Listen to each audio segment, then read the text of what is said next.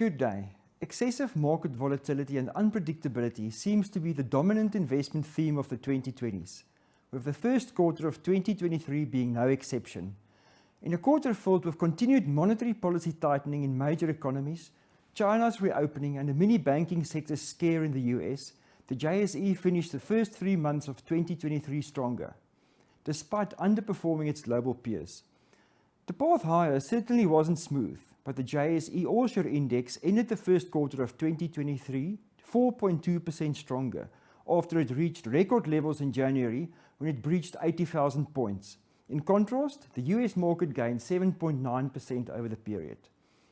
This was despite contagion in the banking sector of the world's largest economy, caused by the collapse of Silicon Valley Bank, and the hawkish stance of the US Federal Reserve, which looks set to continue being cautious, raising fears of further interest rate hikes.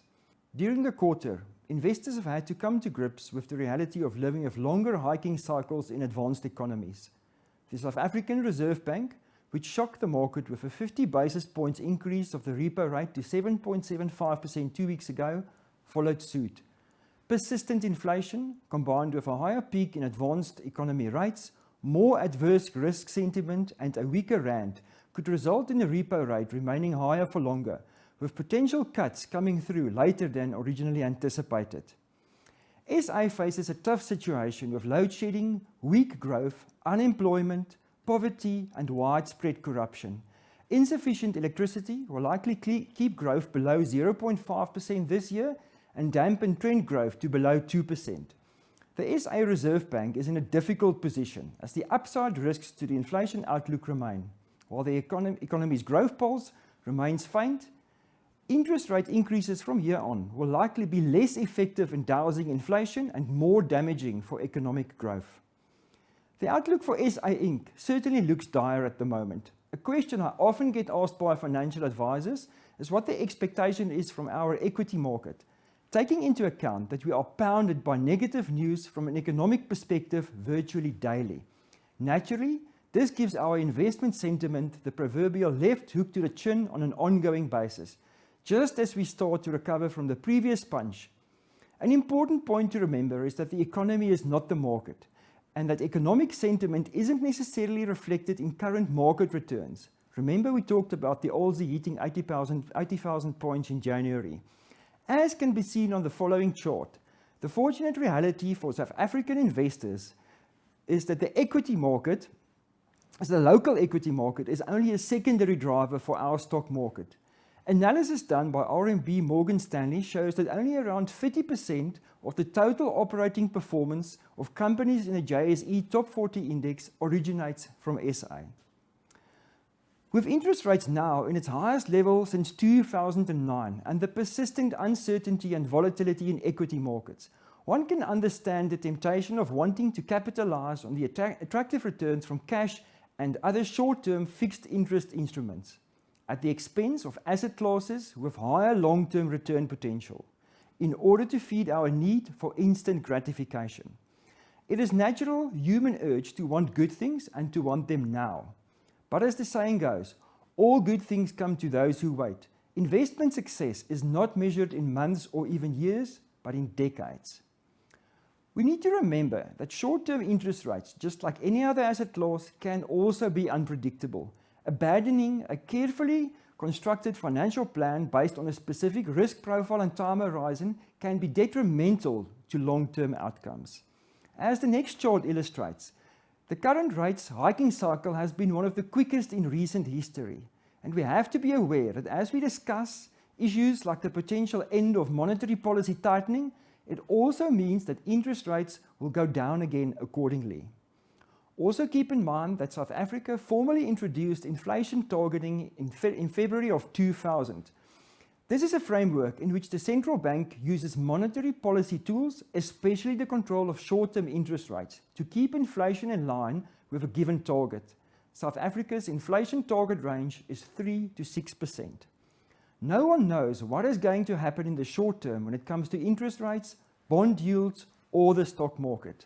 That is why it is important to make investments, and I say investments and not speculation decisions, based on a financial plan that takes into account our circumstances, risk profile, and available time horizon, rather than short-term forecasts about what will happen next.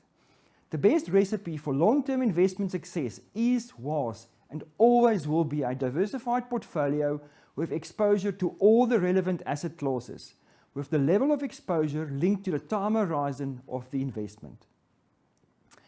This is exactly what we have in our multi-asset house view solutions with the MFP focus model portfolios and the momentum focus fund of funds. All of these factors are considered in the construction and management of these solutions, making it easier for you to select a suitable solution to deliver on your clients' outcomes. Cash has a place in a portfolio for short-term liquidity needs and stability. Bonds and property provide income and is an important diversifier, and equities, both local and global, provide higher expected returns in the long term, which in turn provides protection against the investment world's version of a thief in the night, inflation. Here we have a quick overview of the returns of all asset classes as at 31 March. On the back of the rand weakening by 4.6% over the quarter, which helped boost returns in rand terms, global equities, bonds and property were the three top performing asset classes for the quarter, delivering 11.9%, 7.9% and 6% respectively.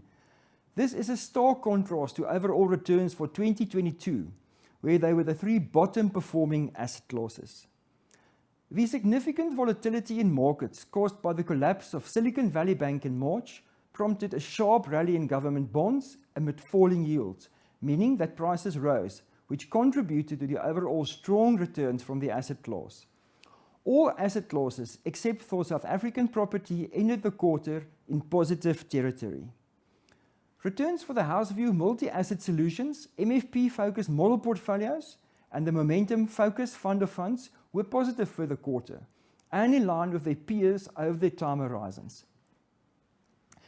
It reflected the underlying asset class developments in line with their respective exposures, even though stifled by the mini banking sector scare in March that subdued overall returns for the quarter. MFP focus 3, 5, 7 and 7 unconstrained were up by 3.28, 3.51, 3.54 and 3.87% for the quarter. And the momentum focus fund of funds delivered positive returns of 3.6, 3.65 and 3.78% for focus 3, 5 and 7 respectively, which illustrates once again, you have to be in it to win it. Please remember that returns longer than 12 months for the MFP focus model portfolios are simulated returns. Also, due to time constraints, the numbers have also not been finalized yet, so there can be a slight difference to the official numbers that will be published on the March 2023 fact sheets.